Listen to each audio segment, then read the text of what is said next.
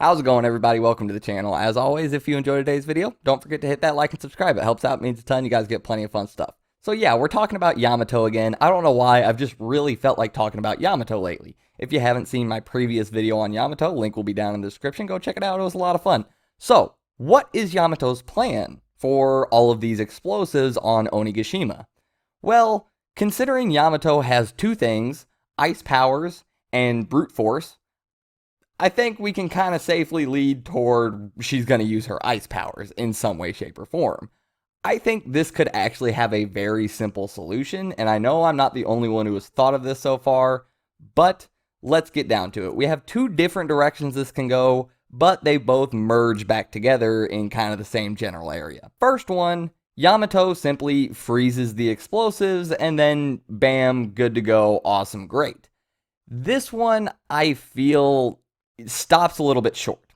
However, I will say, if we use anime and manga rules and just say, yeah, they're frozen, so they're inert, they're okay, this can lead to something later on down the arc. But real quick before I get to that, I want to say some types of explosives can be set off by high impacts. That's kind of the danger we're facing right now. If Onigashima goes crashing into the ground, it will be a very high impact, and that will possibly set off all these explosives. Just because you encase it in ice doesn't mean it's immune from the impact. It just means that ice would probably dampen the impact at first, and then the explosive would probably go off.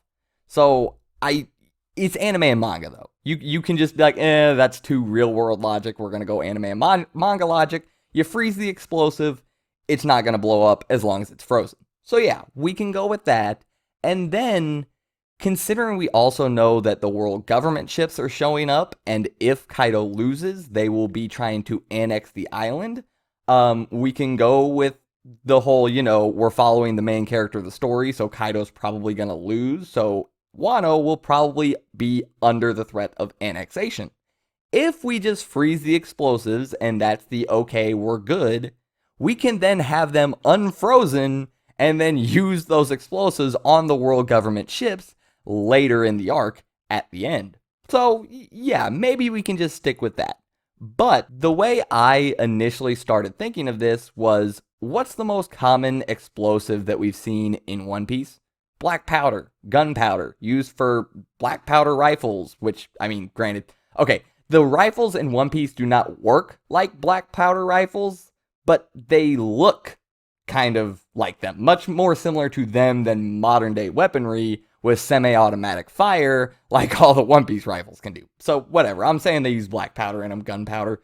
More importantly than the rifles, all of the cannons on all of the ships. Even at Marineford, when we're dealing with a Yonko, we're still using cannons for long range naval battles.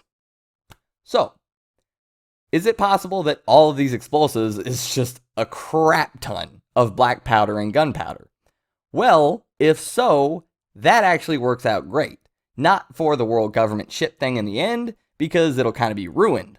Why? If Yamato goes and freezes all of the gunpowder and all of the black powder, and then the fire that we know is currently raging through Onigashima works its way toward the armory and thaws all of that ice would then get all of the gunpowder and black powder wet. When those substances are wet, they do not activate, they do not burn, they do not go pfft, none of that. They can even be rendered inert for life, completely ruined, will never spark, burn, nothing again. So, this would actually be a very good plan in my eyes, especially if you go through anime and manga logic. This passes with flying colors, if you ask me. There is a layer of ice between the gunpowder and black powder. The fire then starts to melt the ice, which then turns to water, which then gets absorbed by the gunpowder, making it inert. The ice, with the fire that is already set in Onigashima, actually works perfectly. And I think this could also have a funny side to it, because I also got a question recently asking, why did Orochi light the fires on Onigashima? Like, what purpose does that serve? My first thought, even when it was happening, was, spite. Just out of spite for Kaido. Kaido cut his head off and betrayed him, basically, and their partnership. So, yeah, it's like, you know what, screw this guy. I'm going to burn his castle down. Maybe Orochi knows about the armory. Maybe he's like, I'm going to set this fire over here. By the time I finally get off of this stupid island, this place is going to blow up, take Kaido with it, hopefully. Maybe not. He did jump off of a sky island. Whatever, I don't know. Either way, it's going to take his castle away from him, and he's not going to be happy about that because screw that guy. He might have had the idea to set the fires and let them ignite all those explosives. Yamato might use that fire to put out all of the explosives in combination with her ice, thwarting Orochi's plans without even knowing Orochi had any plans. I don't know. Seems like kind of enjoyable idea to me. I have to imagine that we're going down this route with Yamato using their ice powers to get rid of the explosives or make them inert so they won't blow up anymore. Because Yamato has ice and brute strength. Those are the things that are at Yamato's capabilities. I don't think brute strength is really going to deal with these explosives unless we're just going to do like an Eren Yeager like giant boulder carry to the gate just with all the explosives on our back and just yeet them off of Onigashima. I kind of doubt that's going to happen, so I think we're probably going to go with the ice powers. I don't know. Let me know your thoughts down in the comments below. I hope you guys enjoyed the video. If you did, don't forget to hit that like and subscribe, and I'll see you next time. I'm out.